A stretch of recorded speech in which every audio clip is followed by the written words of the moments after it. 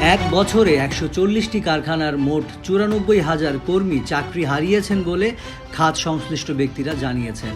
সম্প্রতি বেক্সিমকো গ্রুপ তাদের ১৫টি পোশাক কারখানার প্রায় ৪০,০০০ কর্মী ছাঁটাই করেছে। এজন্য গাজীপুরে রপ্তানিমুখী পোশাক ও বস্ত্র কারখানাগুলো কার্যাদেশ পায়নি এমন কারণ দেখিয়েছে। সব মিলিয়ে বন্ধ ১৫৫ কারখানায় ১,৩৪,০০০ কর্মী চাকরি হারিয়েছেন। আমাদেরকে কাজ করতে দেয় না।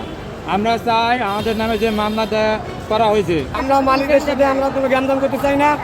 আমাদের সুস্থ মতো কাজ করতে চাই, আমাদের কাজের পরিবেশ করে দেওয়া হোক। গভীর সংকটে দেশের তৈরি পোশাক, টেক্সটাইল ও নিট পোশাক খাত।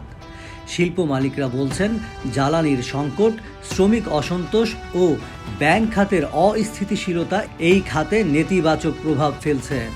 এতে গত এক বছরে তৈরি পোশাক, নিট ওয়্যার ও টেক্সটাইল শিল্পের ১৪০টি কারখানা বন্ধ হয়ে গেছে।